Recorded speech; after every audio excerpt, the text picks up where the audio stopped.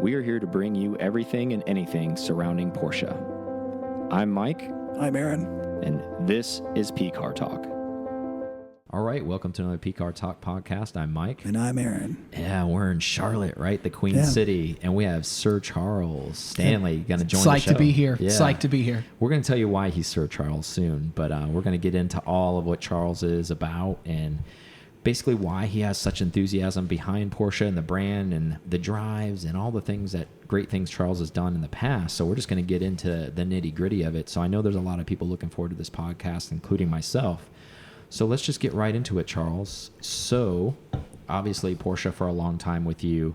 Do you recollect, is there a single memory when you were maybe younger saying, hey, I know this is my thing, or I know I like Porsche, or did it kind of just eventually kind of bite you? Do you recall anything like that? I think for me, it was, the family I grew up in, we were not around European sports cars so much. Mm. So yes, I do recall some like super killer ads in the 80s. You know, they're all like aspirational.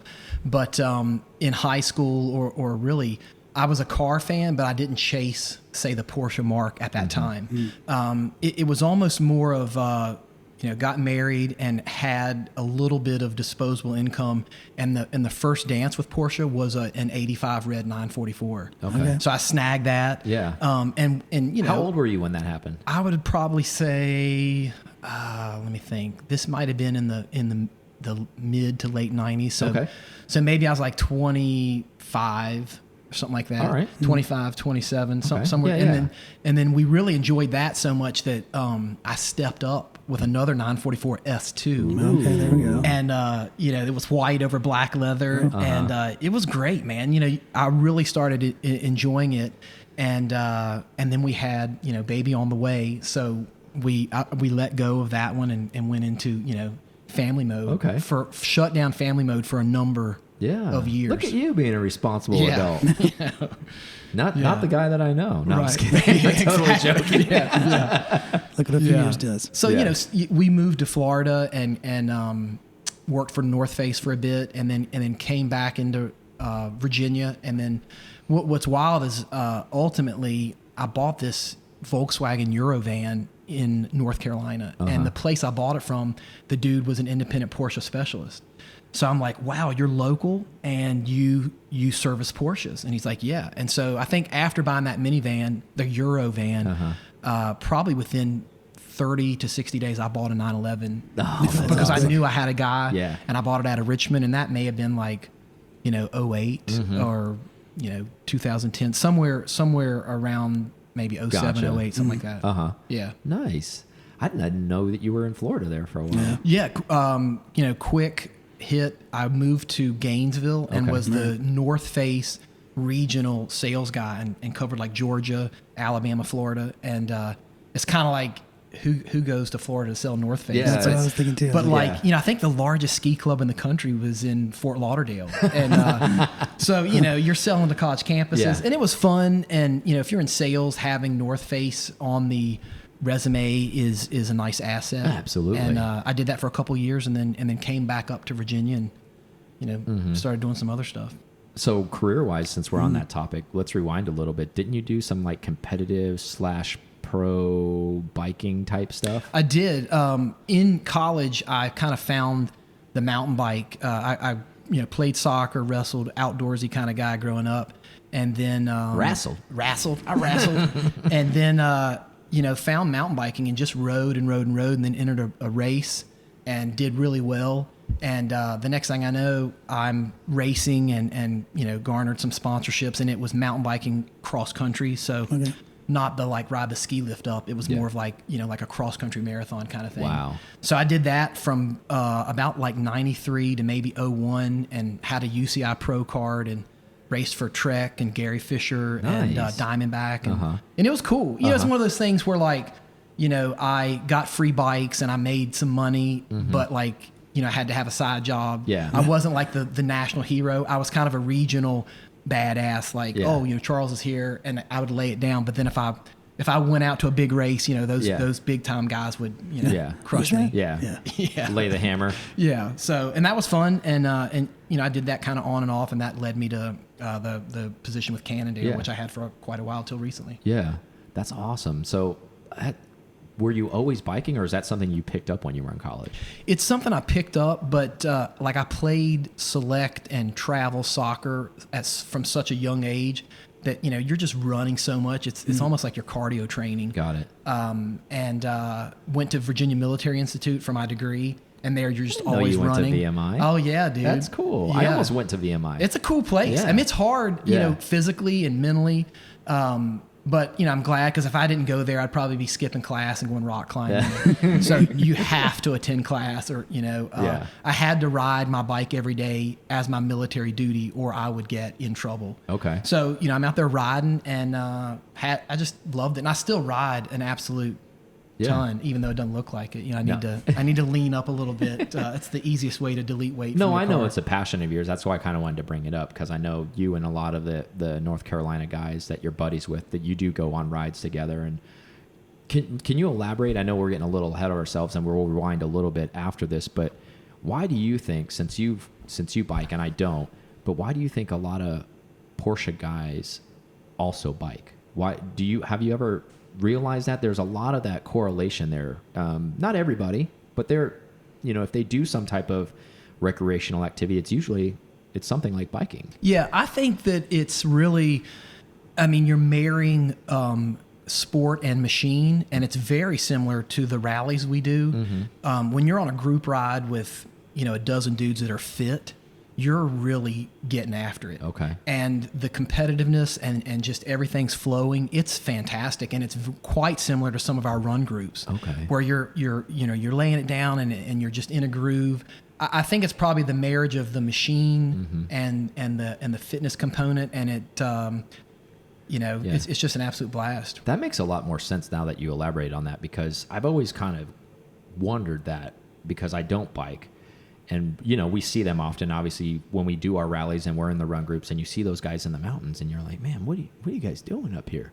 But now that you put it that way, it makes sense. If you're running with a group of guys and you're trying to be fast and you're trying to be clean with your lines and all that kind of stuff. And I can see where that could blend over, and maybe, when you get out of the car and you go into the bike, and some of those lines get crossed there. So I guess that makes a total sense then. Yeah. And I think also, there's not a lot of people in their 40s that are really playing backyard football. So it is that adult activity. Right. You can do it into your Yeah. 60s, 70s, 80s. There's also, the bike, so there's a gear component. We all love upgrading our Porsche.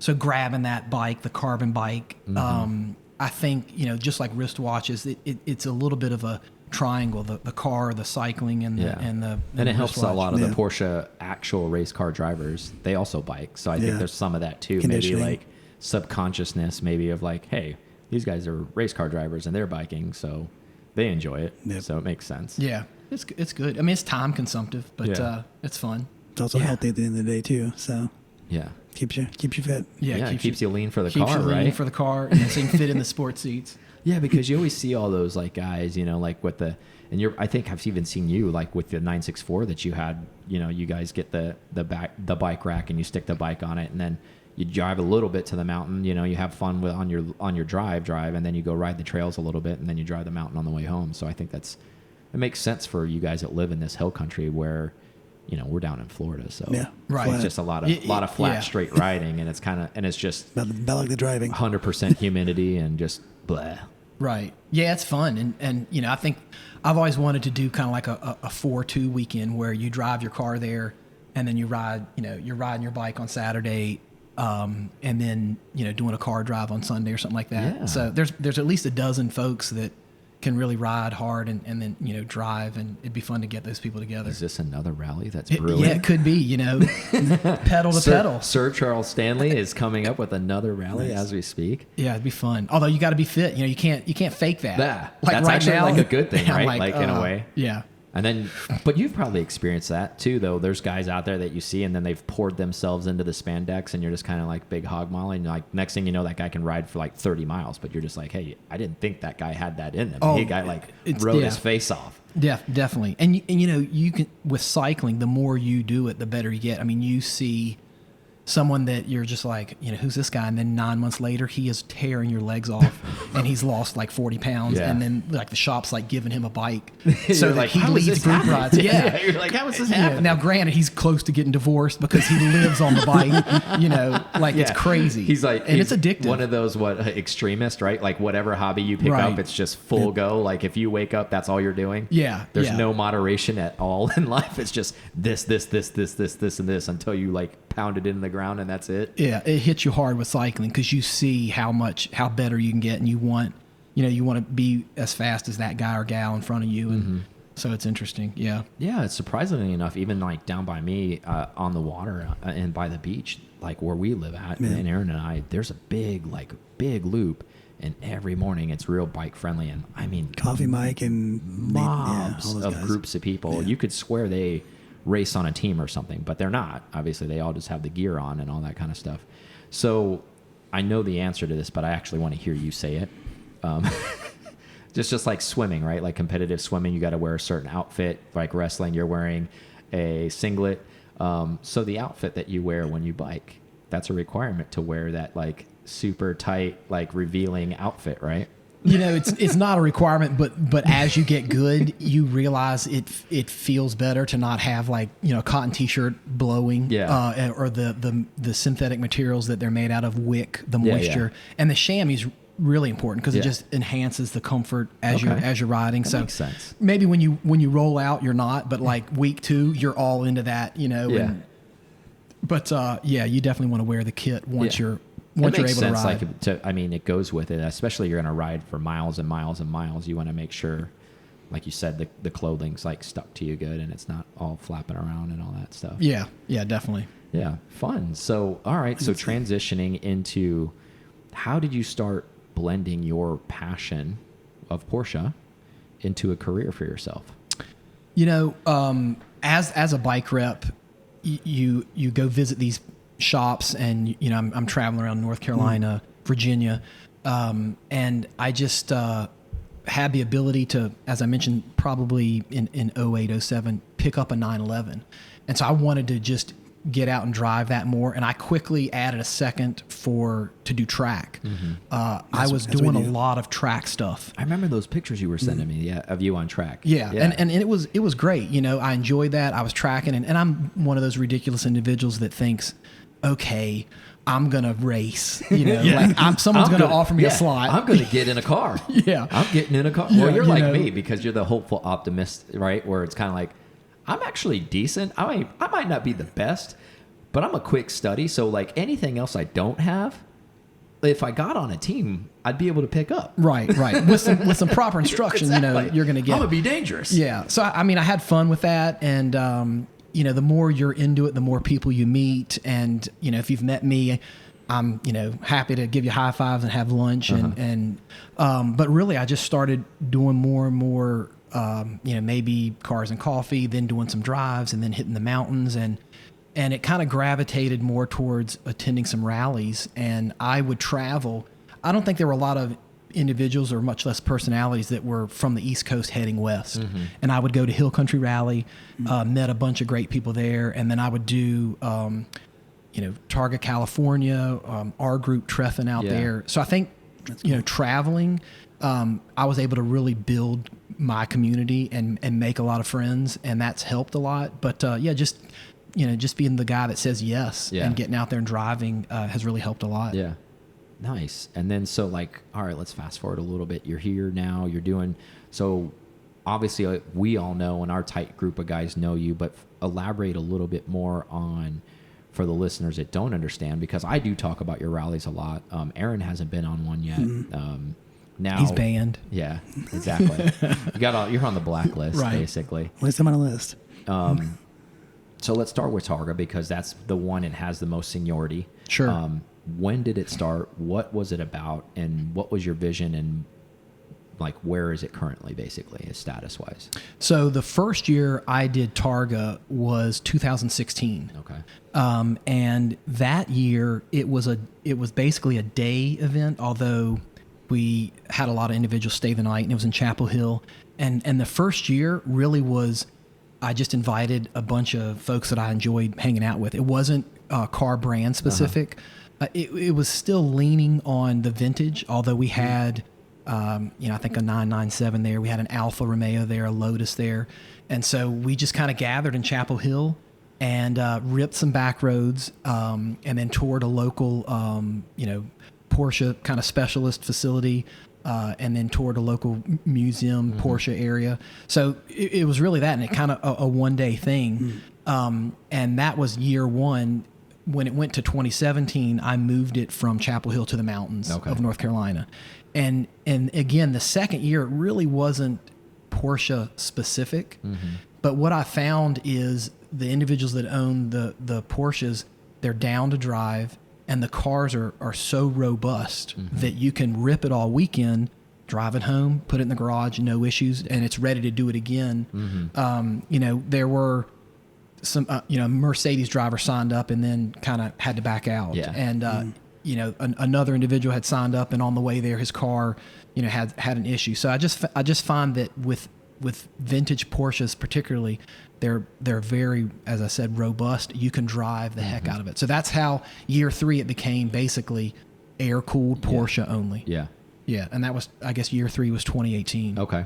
That makes sense. And then from there, now we've manifested into, obviously, at like anything, it grows, the interest grows, the desire, I guess is the best way to describe it, grows, because as you know, and we all know, there's an extensive want to come on this for a lot of people, which is great for what you've built.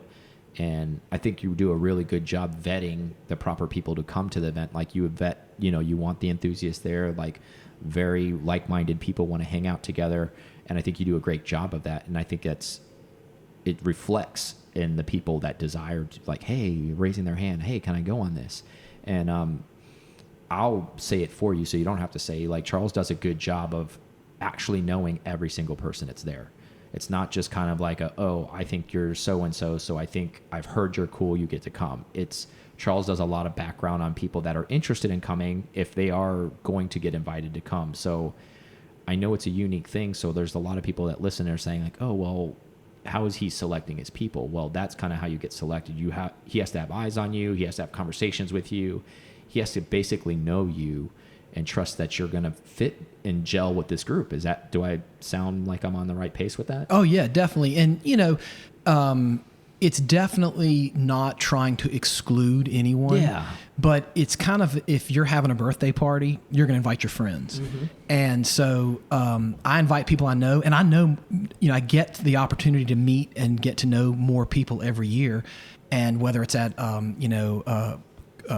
car show down in Florida or at a rally, or maybe we connect online and we chat, or I have the opportunity to help you find a car. So that network grows.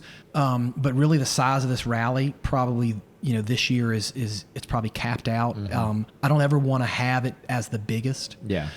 So that's why when I put that save the date and then I put that email out there, it sold out pretty quick. And then also this year we added a spring event, which was a blast and very similar. Let's talk about that a little bit, because I was going to segue into that, but since you brought it up, let's talk about what that's called and where does that happen at? So that event we did this May was called the Blue Ridge Ruckus. Okay. And it took place in southwestern Virginia in a town called Roanoke. I didn't name the rally a Roanoke event just because it's Blue Ridge. It gives us a nice footprint if we want to have it, in a different city that's in the Blue Ridge Mountains. So it doesn't wall you up, basically. Correct. Yeah. Right? So we can really, pivot up north anywhere along the Blue Ridge for that event. And, I grew up in Roanoke, so I know some of the roads, as you're aware. Yeah. Some of those roads we went on, people were like, dude, is this a goat path? Yeah. But it was great. But it was amazing. It was good stuff. Yeah. And plus, Targa, Carolina, you're at a hotel isolated in the mountains. So it's fantastic. But the Roanoke event, you're at a hotel and you can walk across a bridge into a vast downtown of great food, architecture, some museums and stuff. So there's that component. So it's a little bit different vibe. Got it. So maybe there's some listeners right there, and I know there's probably people that are on that outer band and that outer edge that probably fit that mold to come on these rallies, right? So moving forward, can you give some maybe like advice of how do they get to know Charles better, or how do they get an opportunity, or like, I know there's no cookie cutter answer, but maybe you can just kind of give a general ballpark, because I know I get asked stuff to go on your rally and I'm like, you need to talk to him. I can't vet you for his thing. I'm thankful to be invited, and there's people that are invited, like Aaron, that, you know, until you get an air cold, you're not going to be there. But regardless, the point of that story is like, how are those people that maybe have air colds that think they're at least a capable driver to run in one of those run groups? They're safe, but they're fun, and they want to be part of that. How do they start to, I guess, maybe get in line and start chipping away at that? I think staying in touch and you know, stay in touch with me, reach out to me, you know, say hey. I think it's much better to reach out and say, oh, you know, I've got an 83 911 coupe and your rally looks killer. Keep me posted. You know, that's a much better message than, my name's Steven, how do I get on the list? You know, and I do get a lot of that. And, you know, I'm also, there's some people that maybe they're not a wordsmith and it's hard for them to say some stuff. So, you know, pull me aside at an event and say, hey man, your event looks killer. You know, I'd love to get on a list. And also what's neat is the Blue Ridge Ruckus. There were a lot of individuals that were invited there that you might say, hey, I've got a friend who would love to be a part. He's a good dude. Can I have him call you? And then I'd say, yeah. And then we chat and he would get an invite. Yeah. So there's a number of people that attended Ruckus, and after that experience, and we hung out all weekend, they were on the list for Targa. Exactly. Which is great. And, you know, like last year it was, you know, I guess you could say it was pandemic year, although this year is as well. So we had, the event was more well known last year, but there were fewer people willing to travel. So it kind of worked out. This year, somewhat similar, but we definitely had more of a response. But yeah, you know, reach out to me through Instagram, see me at a car show, or if you know someone that's at the event, that's huge. Like if you say this guy's a good dude, it's going to give him a leg up. Yeah. And I think with that, I'm glad you said that too, but I've had people too where they've reached out to me, and I'm not naming anyone specific, but in general, where say, hey, I want to come on Targa. But to be fair, I respect Charles and how he respects if I say something about you, it means something. Almost kind of like if I hire you and you work for my company, right? Right.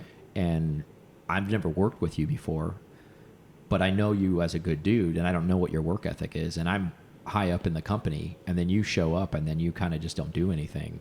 Like, that reflects poorly on me, because I just kind of like, so I take that seriously too when people ask me. So everyone who's ever asked me, and not because I didn't put a good word in with you, it really boils down to not the work ethic side of it, you know, translating from the work side. I've never driven with you, so I just don't know what you're capable of. Like, people will shoot their resume, I've done 1,000 hours on track, I was a PCA instructor, and I'm like, okay, it's not even just about that. Like, this is driving in a pack.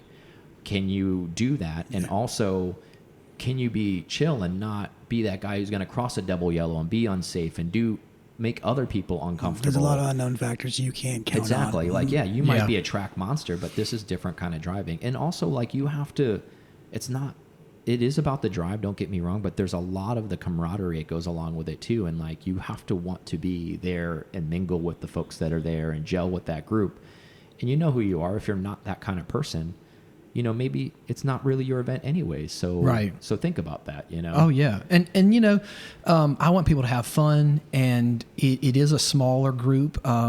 I send an email out. So there's never like registration's open. It's more of, and also one important note is I can forget to put someone on that email. Yeah. Like I compose that email list. And so, you know, if I forgot to put, you know, you on that email, it wasn't that you weren't invited. It's human error.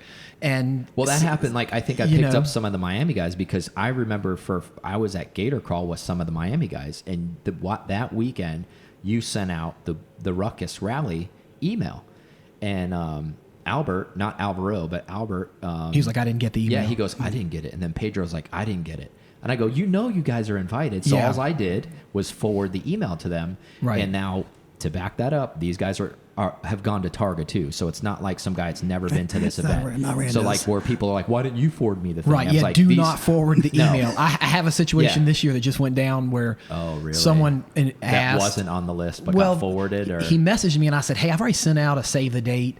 Let's hang loose for a minute just to see that response. And then when the email went out, his buddy forwarded him, and then I got him, he registered, and he's probably going to hear this. Yeah. So it's like, it's a bit of a situation. And also like I want everyone to have fun, and you have to police that though, because that's your product though too at the end of the day, and you're providing a service for everybody who's attending. So it's that guy. It's like, hey, somebody's bouncing at the door. And everybody's like, and then you let that one guy in, and it's like he comes and tears the whole place up. And it's like, who let this guy in? Right. And you're like, well, he's not even on the list. And like, somebody let him in here. Yeah, yeah, and it's really a bit of a dance, because as much as the person that asks and you don't have space, their interpretation, their impression of that interaction can change. Now I want to attend this event so bad, and it's sold out, and now someone sees me in a different light because I didn't say yes. Yeah. And that's a bummer, because we have such a small limited number of bedrooms at that hotel. Exactly. So it's a natural cap, which is great. Yeah. And also that is also a natural on how many cars the roads can support. Yeah, Exactly. That's the bigger thing too. But yeah, the worst thing is if someone wants to come, they're a great person, I don't know them yet, but then there's a bad picture painted. Yeah. I hope that doesn't happen. That's a bummer. And it's one of those, I'm glad you said that, because that's not the intent. And like, we host an event like that too, and we get people, and I'm sure you get stuff like this. You've been hosting it long enough, and you've dealt with some of that. And this is only our second year hosting a drive, but we are even getting it in the second year where people are, you're a week out and they're like, hey, can I come to the event? And I'm like, man, we closed this like 2 months ago, brother. Like, yeah, you had an opportunity. Right. I get maybe you were busy and you couldn't do it then, and I appreciate you reaching out, but there's a lot of logistics that go into that. And I think a lot of people that just attend don't realize how much work goes into one of those things as far as pre-planning and, even just the routes and the amount of people and like clearing stuff at like we were just talking about offline, where we were both getting, but for both of our rallies, the foods that need to get like sent in. So like make sure all this kitchen staff and the stuff gets, cooked properly for everybody when they're there. And there's all these logistics that go into it. And, there might be some people like, well, that's the cost of doing business. It is, but that's why there's probably a no the week before, because you can't squeeze. Oh, definitely. 30 week befores in. Right. It just doesn't work that way. To me, I'd much rather someone sign up and the week before cancel. Yeah. Because now I just have a rally pack here with your name on it. Exactly. And in a pinch, maybe like Ruckus, I had a waiting list, and for Targa Carolina, it's always like, hey, I've got a slot if you think you can make it. Now there's probably a threshold where it's like you can't call someone 12 hours. Exactly. But I had some people that are like, man, hey, you I want can't to come make to my wedding tomorrow? Yeah, exactly. It's like, oh, I And didn't you're I didn't make the original list, but I've got to be there. Yeah, you're my best man, by the way. You're the groomsman. Yeah, I got a tux for you. But it's much better to sign up, and then 3 weeks out, we're going to find someone that wants your spot for sure. But 3 days out, I almost don't want to offer your spot, because I feel like it's a horrible position to say you wanted to come. I don't know if you've got the day off or your car sorted, but there's a slot for you. Exactly. It's like, you need some time. But I agree 100%. Yeah. And so let's talk a little bit, because Targa's on the horizon. That's in 3-4 weeks, right? It is. It's coming up, man. Yeah, so I need to send an email out. Yeah, so he's sending an email out. There's a lot of that people that go on your drive that listen to our show. I'll say it for Charles. Make sure your car's sorted. Yes. Yes. Like on ours, make sure your car's sorted. That's next week. If you're not sorted by now, you're in trouble. Yep. But yeah, get that sorted. Get everything safe. I think it's going to be great. I think the unique thing this year with your specific rally, which is pretty unique, the entire hotel is just going to be us, which is going to be awesome. It's going to be awesome. I locked the whole place down, and what's super cool is, they have an outside bar. We're going to be dining outside the whole time for, it's just majestic views, but also it's a little bit safer in the current environment. no one, in room 3A is going to be like, hey, you guys are a little bit loud. Exactly. Right. We do whatever we want. And there's not going to be like, your car's really loud. They'll be like, yeah, thanks. Yeah. Like, it's another Porsche guy. You're like, yeah, why isn't yours louder? Right. Exactly. And, maybe the hotel says this to every group, but they're like, we love your group and you guys have such good energy and, there's no attitudes. They probably say that to everybody, every single group. You run it out every year. Yeah, you keep running it out. You guys have a lot of BDE. Yeah.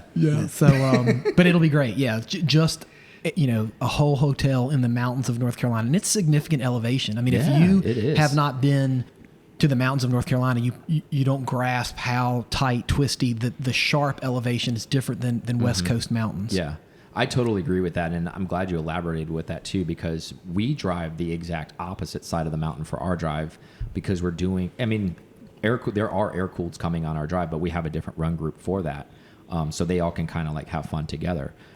But we run the stuff like like Cherahala, the foothills, like the really fast-paced roads, and I think you did a good job by doing that because I think it'd still have fun in an air-cooled car, but when you're carrying that much speed in those cars, that's a little bit different than in a water-cooled when you're like in a GT3 or maybe a turbo or something like that because the capability is just a little bit stronger in those cars, especially at higher speeds. Sure. To be able to shave speed quickly or add a lot of speed very quickly because you're carrying like, triple digits like in those areas sometimes, So, yeah. And I appreciate that about your rally too, where I feel like it's very, very well dialed in for the type of cars that we drive on that rally, like the air-cooleds. They're really narrow roads. There are a lot of switchbacks. There's a lot of like, changing elevation and up and left or right. And these cars are just made for that, man. Yeah, and you get a workout. Oh, yeah. I mean, and it's cold better outside bring some usually. Advil. Yeah, it's like 50 outside, and you're sweating in the car with the windows down. Yeah, definitely. And one thing to something you just said is, I mean, I think it's a rarity, and maybe I can't even think of a situation, say at the Virginia event, where I hit. I don't know if I ever went triple digits. You're on these twisty roads and like you're working so hard in that 35 mile an hour turn that it just feels so good. These older cars feel great at those speeds. It's very rare that we're pushing it exactly up there. We're not doing interstate speeds, and if there's a straightaway, relax and shake it out, and you're regrouping. That's exactly what it is. Actually, you're like loosening your grip a little bit just so you can get your palms like ready to go again. Definitely. Yeah, and I appreciate that because I remember I think it was like 2 years ago the first time I went on the rally, and I know I was 2 years prior to that I had been like I'm gonna tell a funny story from my perspective. I think I've known you about now 5 years, and then you invited me to the rally like 5 years ago. Like I think it was almost like when it was still first starting. Right. And I didn't come to the first one or the second one. You're just like, hey, Mike, I'm just letting you know, you're the only guy that keeps getting invited that doesn't come. There are people begging me to show up, and I pretty much. I know you wouldn't do that, but like in my mind, I was like, all right, come hell or high water next year, I'm going.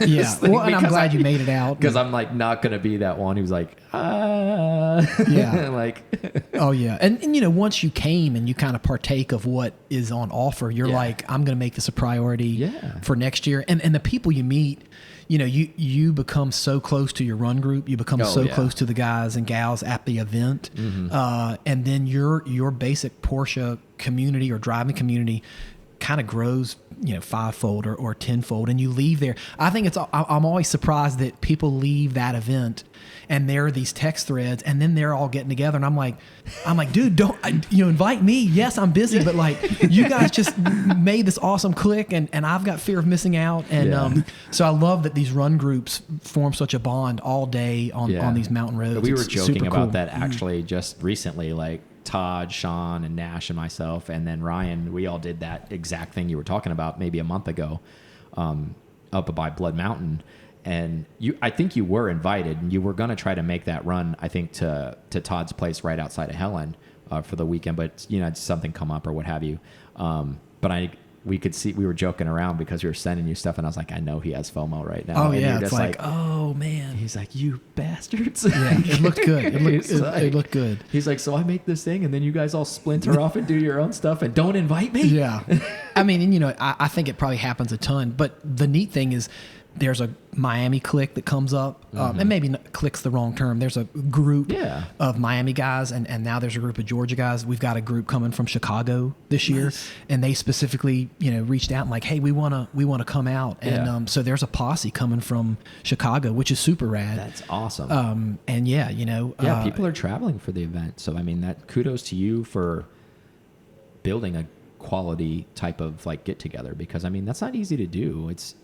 Everybody thinks it's like, there's so many reverting back to social media, and like if you just put a blast out there, you're going to get people that are sign up for stuff and show up here or show up there and maybe not are returners. But I dare to say, without knowing, I think mostly everybody who attends the event always wants to come every year after that. So I think the list continues to get larger because of that, right?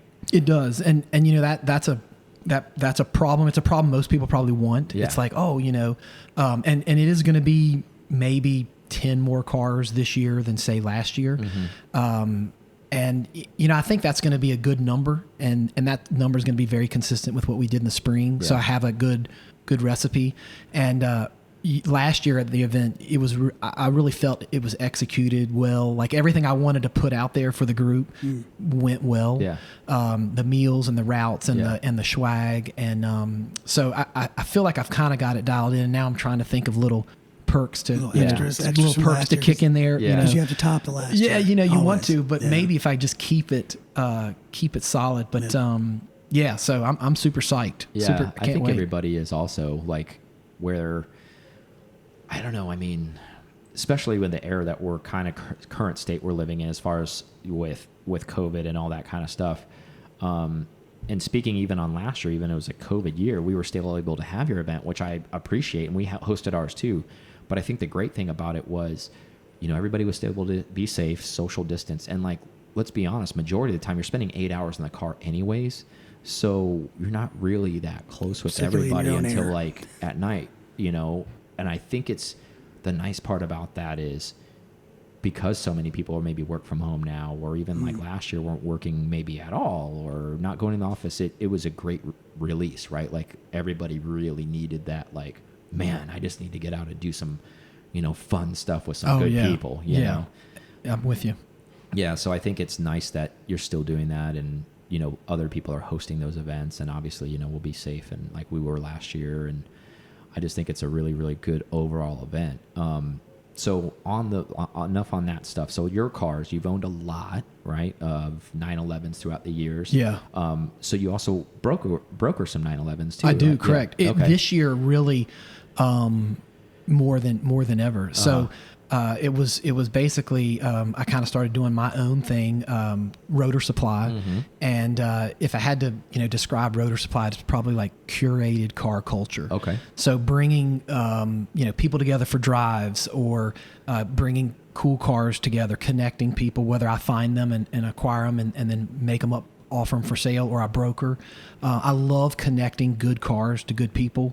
I tend to step back from the auction sites and use that more as entertainment, but I try not to sell there or buy there. Yeah.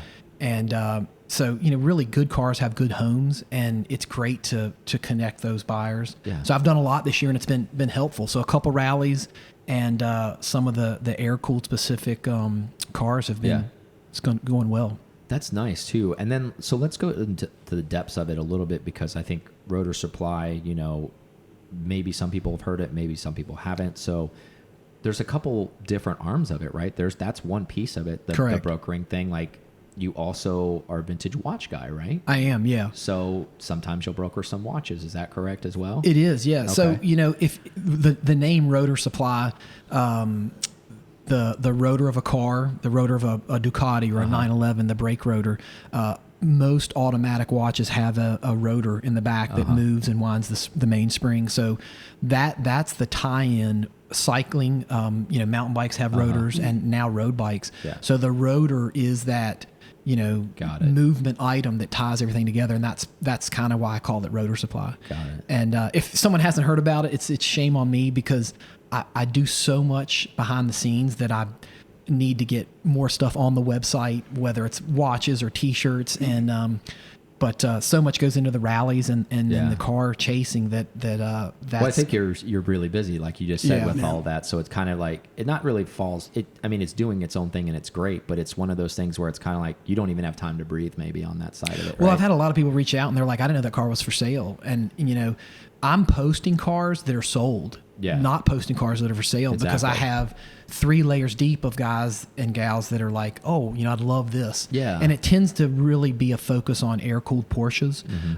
Yes, I'll do a few other things, but that's the community that I'm driving with and thriving with. And so a lot of our mutual friends are some of your clients. So yeah, I even spoke to them, not divulging what they're looking for, what you're currently looking for them, but they're clients of yours. It's almost kind of where maybe people don't understand this that are listening. Like once you're involved in that world, and if you're fortunate enough to have the means, or if you've saved up all your life and you just want that one specific car, a lot of people reach out to Charles or people like Charles and say, hey, if you come across this, let me know.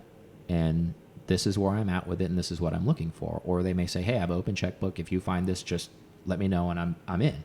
And because of Charles's relationship, he comes across a lot of people that, hey, I know a guy, or hey, this is for sale, and that's kind of like you said earlier, where you build those relationships. That's how that kind of stuff happens. Because we get people that come to us all the time. They're like, I'm looking for a car. How does this happen? And it's, well, they could go to a guy like Charles or somebody like us to say, all right, I'm going to leverage your relationships, because those are years and decades of relationships you have that I don't have, but I really want that car. Right. So how do I get that car? Well, that's one way to do it, right? Oh, definitely, definitely. And reach out to me, because I really feel that when you're using an asset such as myself, you're going to get a better car through a private sale for less money. 100%. So now there's money on the table for you, whether you want to make some changes or you enjoy it for 2 years and you realize you really wanted a 993 or a long hood. Yeah. And now anyone that gets a car from me, we've immediately built this relationship. So that's a nod for an invite to a rally. Yeah. Hey, kicker, you're in the rallies too, right? and also you're getting a great car. The thing about auction sites is you click buy and you own it, and then when it gets there, maybe there's some surprises. I'm trying to vet all that stuff before you acquire the car, and also most of the time, just 2 weeks ago, Cole Pennington allowed me to sell his Targa that he participated at our event with last year. Okay. So I didn't know he used you for that. Yeah, he that's did. Cool. He let it go. I think he's going to move abroad and do some articles abroad. Okay. And he's like, should I sell this, Charles? And I'm like, keep it. It's pretty cool. Yeah. But he gave me the opportunity to move it. And I made basically 2 or 3 calls and had it locked in. I know he likes to travel, so that makes sense. I always see him fishing abroad. Oh, definitely. He's got a great gig, yeah. and it's a very cool car. And through the community, I connected a new owner. He's a first-time Porsche air-cooled owner. Oh, he's got a great car. And it's a great car. Yeah. So I'm super excited about that. Yeah, good for him. So speaking of Targas, you have a Targa at the house. I do.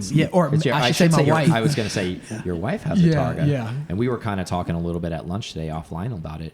Let's talk about what that car is, and because I know we were kind of, I don't even want to use the term outlaw. I'll just say Porsche enthusiast guys that like to drive quick and hot rod our cars. I think that's a better description of what we really are, instead of what everybody thinks an outlaw Porsche is. We love sports purpose cars. Yeah, exactly. Yeah. So we're kind of more like that. So the reason why I'm bringing that up is that's usually involving like a coupe or something like that, where everybody thinks it's a lot more rigid. But you have one in your arsenal. You've lived with it for a little bit. It's your wife's car. You said she loves it. You love it. Tell us some of the things that you do love about that. So maybe, because we actually did talk about this too, they're a little bit more affordable maybe than the other cars right now in the air-cooled market. And maybe some people that are shopping an air-cooled car and they don't really want to pay up where the market is right now. It's really blown up. Why is that a good alternative for them? So I snagged a 1977 911S, and it is light yellow. It has maybe 70,000 miles. In 1977, it was still narrow body, but impact bumper, and it's a 2.7. And it was bright yellow and just happy and looked fantastic. And I kind of chased it for a couple years from the owner who I've bought another car from out of the Midwest. But I just saw it and thought, this is a killer car for my wife. So in spending time with it, the pop on the Targa top, it just feels so good, the open air. And it's getting into that perfect time of year, almost wherever you are. You know, we're creeping into fall. So that open air, it's a different driving experience. And I really have fallen in love with the 2.7. Yeah. You know, it's not a 2.7 MFI ripper like a, 73 or 72, but it's a 2.7, US production car. Yeah. And it just feels so good. It plays well. It's got 195 tires on all four corners. Okay. So it's nimble. Yeah. And sometimes you see these images where the wide body is so attractive, but that definitely adds a little bit of, you got to add some muscle in there for steering it. So this is a great car to dance on the back roads. It's a great car to go out for a date in. Yeah. I think those mid-year air-cooled cars have been kind of an afterthought, whereas now they're kind of coming into their own and they're cool. Yeah. Thank you so much for listening to this episode of P-Car Talk. Connect with us on Instagram at P-Car Talk or online at pcartalk.com.